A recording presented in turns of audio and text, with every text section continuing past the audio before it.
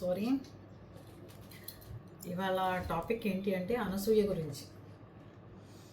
అనసూయ గురించి ఏం మాట్లాడతాను అంటే, తన మదర్ గురించి తను చెప్పుకునే విధానం బాధ కలిగించింది అందరికీ. బాధపడతాం కూడా. అది సిచ్యువేషన్ ఎవరికి రాకూడదు. అలా వాళ్ళ మదర్ గురించి చెప్తుంటే బాధ అనిపించింది. కానీ తన తర్వాత తను ఇలా అనుకుని అని చెప్పి ఒక హిందూ మతం గురించి స్టార్ట్ చేసింది తను. మా మదర్ చాలా అందంగా ఉంటారు. ఆవిడకి మా అమ్మమ్మ, నాయనమ్మలు గజ్జెలు పెట్టారు, గాజులు వేశారు, గోరింటాకు పెట్టారు, అన్నీ చేశారు. మరి హస్బెండ్ చనిపోయిన తర్వాత, మా ఫాదర్ చనిపోయిన తర్వాత మా అమ్మ అలా ఉండటం నాకు బాధ కలిగిస్తుంది. ఒక పూజలకి పనికి రాకుండా ఆవిడ ఉండటం అలా అనిపిస్తుంది. అంటే అలా ఎవరంటున్నారు? అందరి ఇంట్లో అమ్మమ్మలు, బామ్మలు ఇంకెవరన్నా ఉంటే అందరూ చక్కగా పూజలు చేస్తున్నారు. ఇంట్లో పెత్తనం అంతా వాళ్ళే చేస్తారు. ఇంట్లో ఫస్ట్ ఆశీర్వాదం వాళ్ళ దగ్గరే తీసుకుంటాం. ఏదో హిందూ మతంలో అణగతొక్కేస్తున్నట్టు ఆడవాళ్ళని ఈవిడ మాట్లాడుతుంది కదా. భర్త లేడు కాబట్టి మా అమ్మ గాజులు వేసుకోలేకపోతుంది, బొట్టు పెట్టుకోలేకపోతుంది, మా అమ్మ చాలా అందగత్తె అని చెప్పి ఆవిడ పెట్టారు, గజ్జలు వేసుకోలేకపోతుందని. నీకు మొగుడున్నాడుగా, నువ్వేమైనా గజ్జలు వేసుకున్నావా, నువ్వేమైనా బొట్టు పెట్టుకున్నావా, నువ్వేమైనా గాజులు వేసుకున్నావా, నువ్వు మంగళసూత్రం వేసుకున్నావా, నువ్వు నల్లపూసలు వేసుకుంటున్నావా అని పాపం కామెంట్లు అందరూ దుమ్మెత్తిపోసారు. నేను కూడా అడుగుతున్నాను, నీకు భర్త ఉన్నాడుగా, నువ్వేమైనా నల్లపూసలు పెట్టుకుంటున్నావా, బొట్టు పెట్టుకుంటున్నావా, గాజులు వేసుకున్నావా? ఇప్పుడు వరలక్ష్మి వ్రతాలు, శ్రావణ మాసాలు అంటే అందరూ చేసుకుంటున్నారు. నువ్వేమన్నా కనీసం ఒక్కరోజు అలా కనిపించావా? నీట్గా ఒక టీషర్టు జబ్బలు కనిపించకుండా వేసుకుని వెళ్తున్నావా? ఎందుకు మాట్లాడుతావు? ఏదో ఇక్కడ హిందూ మతాన్ని ఎవరో అణగదొక్కేస్తున్నట్టు, హిందూ మతంలో ఉన్న ఆడవాళ్ళందరూ ఏదో సంఖ్యలు వేసేసి బంధించేసినట్టు, ఆడవాళ్ళని ఏదో అణగదొక్కేస్తున్నట్టు మాట్లాడతావు. ముస్లిమ్స్ ఇళ్లలోకి పోయి చూడు, బుర్కాలు వేసుకుందే వాళ్ళ ఆడపిల్లలు బయటికి రారు, చంపి పోగులు పెడతారు. మరి వాళ్ళ ఇంట్లో అలాంటి ఇంట్లో పుడితే నువ్వేం చేసేదానివి? ఎండ రాని వాన రాని ఏమన్నా రాని వాళ్ళ మతాలు పాటించాల్సిందే. ఒక్క పోయిని ప్రెగ్నెంట్ లేడీలు అవని ఎవరన్నా అవని వాళ్ళ మతం చక్కగా చేతులు కానీ కాళ్ళు కానీ ఏమీ కనిపించవు, చక్కగా డిగ్నిఫైడ్గా కూర్చుంటున్నారు వచ్చి. ఎంత ఒక్కపోసినా నీకు ఎండాకాలం కాదు చలికాలం అయినా సరే ఉన్న బట్టలు తీసేసి వీడియో ముందుకు వచ్చి ఇంకా తొడలు చూపించి కాళ్ళు చూపించి నీ ఇష్టరాజ్యంగా నువ్వు చేస్తావు. నిన్ను ఆపుతున్నది ఎవరు ఇక్కడ? ఎందుకు ఎస్తమా అని హిందూ మతం మీద పడి ఏడుస్తూ ఉంటావు అసలు అలాగా?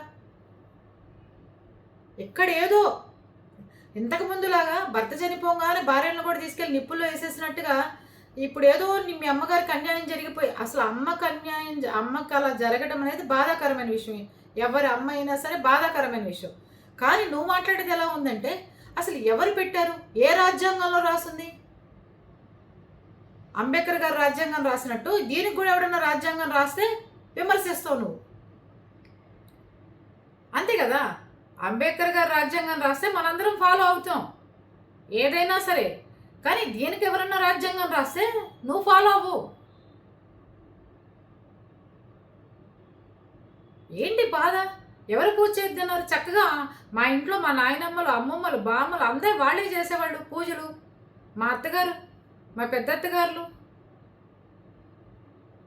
అన్నీ రెడీ చేసి పూజ దగ్గర వాళ్ళే పెట్టి అట్టు పెడితే ఫస్ట్ వాళ్ళకి అక్షంతలు ఇచ్చి దండం పెట్టుకుని అప్పుడు పూజ మొదలు పెట్టేవాళ్ళం. ఎవరు చెప్పారు నీకు?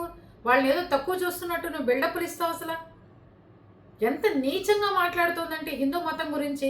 పిచ్చి పిచ్చి బట్టలు వేసుకుని బయటకు వచ్చింది కాకుండా, అరే ఒక పక్కన నీకు బ్యాడ్ కామెంట్స్ వస్తున్నాయని తెలుసు, నీ పిల్లలు మగపిల్లలు పెద్దవాళ్ళు అయ్యారని తెలుసు, వాళ్ళు ఎలా బిహేవ్ చేస్తారో తెలుసు. వాడు నేను మొన్న అమెరికాలో తల్లిని చంపేసిన వాడు, తల్లి ఇష్టంట వాడికి, అందుకని చెప్పి వాడి తల్లి మీద వ్యామోహం కలుగుతోంది వాడికి. వాడిని చంపేయాలి. అసలు అలాంటి మెంటాలిటీ ఉన్నవాడు ఇప్పుడు అమెరికాలో షూట్ చేసేయాలి, వాడిని చంపేయాల్సింది. వాడు తల్లిని చంపేశాడు. అలాగే నువ్వు వయసు వచ్చిన పిల్లలు ఉంటే మంచి బట్టలు వేసుకుని మంచిగా కూర్చుని మంచిగా చేసుకోక, కింద ఎవరు కామెంట్ పెట్టారు అన్న, దయచేసి అలా ఎవరు కామెంట్ పెట్టకండి. ఎవరు అమ్మ అయినా మన అమ్మే, అర్థమైందా? నువ్వు నీ తల్లి అందంగా ఉందని చెప్తున్నావు కదా అనసూయ, మీ అమ్మను కూడా బికినీ వేసుకుని ఫోటోలు ఏమైనా ఉంటే పంపించు చూస్తాం అంటున్నారు. అన్న మీరు ఎన్ని కామెంట్లు అన్నా పెట్టండి ఆవిడ గురించి, ఎవరు అభ్యర్థనని చెప్పం. ఎందుకంటే ఆవిడ కోచ్ చేష్టలు చేయబట్టి మీరు అందరూ కామెంట్లు పెడుతున్నారు. కానీ అమ్మ అనేది ఎవరికైనా మనందరికీ అమ్మే. మీకు కూడా అమ్మే, నాకు అమ్మే, ఆవిడకి అమ్మే. అమ్మల జోలికి వెళ్ళి, ఇంట్లో వాళ్ళ జోలికి వెళ్ళి, వాళ్ళ పిల్లల జోలికి వెళ్ళి, వాళ్ళ హస్బెండ్ జోలికి వెళ్ళి మనం ఏది మాట్లాడకూడదు. అలా కూడా మిమ్మల్ని మాట్లాడొద్దనే హక్కు కూడా నాకు లేదు. ఎవరి వాక్ స్వాతంత్రం వాళ్ళది. కానీ తల్లి దేవతతో సమానం. మనం చెప్తేనే ఆవిడ వింటలేదు, వాళ్ళ అమ్మ చెప్తే మాత్రం వింటుందా చెప్పండి? హిందూ మతంలో ఇవన్నీ ఏదో అనగదొక్కేస్తున్నట్టు చచ్చిపోతున్నారు హిందూ మతాల మీద పడి. అది పరిస్థితి. హిందూ మతం మీద పడి చచ్చిపోతున్నారు ఇప్పుడు. ఇక్కడేదో అదుపాజ్ఞలో పెడుతున్నట్టు, ఇక్కడేదో కంట్రోల్ చేస్తున్నట్టు, ఇలాగే ఉండాలి, ఇలాగే మీరు మనకు ఒక డ్రెస్ కోడ్ ఉందని చెప్పి ఇలాగే ఉండమని చెప్తున్నట్టుగా బిహేవ్ చేస్తున్నారు. ఈవిడ బార్కి వెళ్తుంది, ఈవిడ అక్కడ డ్రెస్ కోడ్ ఫాలో అవుతుంది. గుడికి వెళ్తుంది, ఏది ఫాలో అవ్వరు. ఎయిర్పోర్ట్కి వస్తారు, ఏది ఫాలో అవ్వరు. అరే మీరు ఎలాగో బడి తెగించేసి సినిమాల్లో తీసుకుని తిరుగుతూ ఉంటారు. పబ్లిక్లోకి వచ్చినప్పుడన్నా మంచిగా ఉండండి అమ్మా అని చెప్తే తప్పేంటి? ఎవడన్నా చూస్తాడు, మాట్లాడతాడు, విజిలేస్తాడు, పడు. మరి మనం చేసుకున్నదే కదా ఇదంతా. అసలు బార్కి వెళ్తే డ్రెస్ కోడ్ ఫాలో అవుతారు వీళ్ళందరూ.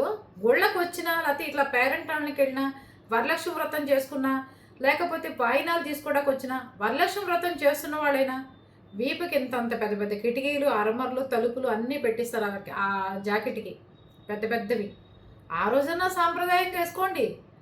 బార్కి వెళ్తారు కదా మీరు అందరూ, సెలబ్రిటీలు, ఇన్ఫ్లుయెన్సర్స్ అందరూ బార్లకు వెళ్తారు కదా, అక్కడ డ్రెస్ కోడ్ వాడు ఏం చెప్తే మీరు అది వేసుకెళ్తారు.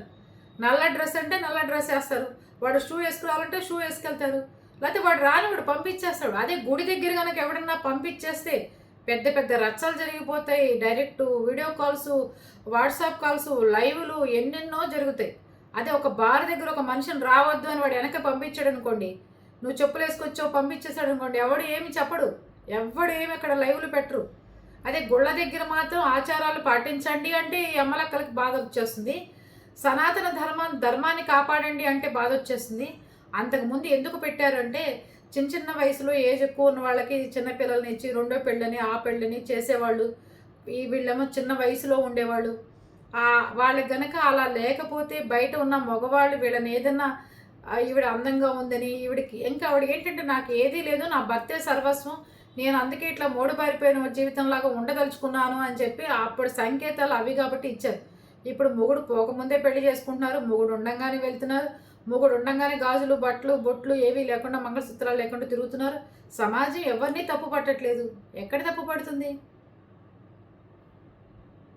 ఎవరిని తప్పు పడుతుంది? నువ్వెందుకు మాట్లాడతావు? రాజ్యాంగంలో రాసుందా? ఎవరు రాశారు? ఎక్కడ రాసిందో చూపించండి అని. మీ అమ్మగారికి ఇంటికి వచ్చి ఏమన్నా చెప్పారు ఎవరన్నా? అమ్మ నువ్వు పాటించు, నువ్వు మంగళసూత్రం తీసి, నువ్వు బొట్టు తీసి, నువ్వు గాజులు వేసుకుని రోజు నోరు మూసుకు ఇలా కూర్చొని ఎవరన్నా చెప్పారా వచ్చి? ఎందుకు తల్లిని తీసుకొచ్చి బయట పెడతావు? అందరికీ అమ్మే ఆవిడ. అలా జరగడం బాధాకరమైన విషయం. కానీ నువ్వు మాట్లాడిన మాటలు మాత్రం చాలా చండాలంగా ఉన్నాయి. నువ్వు మానుకో. హిందూ మతం వద్దనుకుంటే వేరే మతాలు ఉన్నాయి కదా, తీసుకో, చక్కగా ఎంజాయ్ చేయి, దాంట్లో ఉండు. ఎవరొద్దన్నారు? మనందరం ఒకటే. ఏ మతమైనా గౌరవిస్తాం. అందరం ఒక చోట ఉంటే ఉండాల్సిన వాళ్ళ మనందరం. మంచి మతంలోకి వెళ్ళు, వాళ్ళ ఆచారాలు పాటించు. నిన్ను ఒక్కరోజు కూడా ఉంచుకోరు వాళ్ళు. నువ్వు గనక మతం మారితే నిన్నొక్క గంట కూడా వాళ్ళు భరించలేరు. తెలిసిందా? అది నువ్వు మారే రెండు మతాల్లో నీలాంటి దాన్ని ఒక గంట కూడా వాళ్ళు ఉంచుకోరు. అది తెలిసిందా? ఏదన్నా ఫ్రీగా ఉంచి అన్నీ క్షమించి వదిలేయగలగా మతం ఏదన్నా ఉందంటే అది హిందూ మతం ఒక్కటే. అందరూ గుర్తుపెట్టుకోవాల్సింది హిందూ మతం ఒకటే. రోజుకి ఎన్నిసార్లు నమాజ్ చేయాలి, ఎన్నిసార్లు ఖురాన్ చదవాలి, బుర్కాలు వేసుకోవాలి. వాళ్ళ మతానికి ఆచారంగా ఉన్న ఆడవాళ్ళు అలాగే ఉండాలి. 10 గదులు అవతలు ఉండాలి. మగవాళ్ళకి ఎదురు పడకూడదు. ఇటు వెళ్తే మతం తీసుకుంటే క్రిస్టియన్ మతానికి వెళ్తే నువ్వు అస్తమాను బైబిల్ చదవాలి, సండే నువ్వు చర్చికి వెళ్ళాలి, సినిమాలు చూడకూడదు, షోకులు చేసుకోకూడదు, దశమ భాగాలు ఇవ్వాలి. నువ్వు ఇవన్నీ చేస్తున్నావా దేంట్లోనా? ఇన్ని ఉన్నాయి కండిషన్స్ అన్నీ అక్కడ. మిమ్మల్ని ఎవరిని మీ మతాలని కించపరచట్లా, గౌరవపరుస్తున్నాను. గుర్తుపెట్టుకోండి, బ్యాడ్ కామెంట్స్ ఎవరు పెట్టమాకండి. మీ మతాలకి నేను విలువిస్తున్నాను, గౌరవిస్తున్నాను. కానీ హిందూ మతం వచ్చేసరికి ప్రతి ఒక్కడు క్వశ్చన్ చేసేవాడు. అది అందుకని నిన్ను అందరూ తిడతారు, ఊరికే తిట్టరు.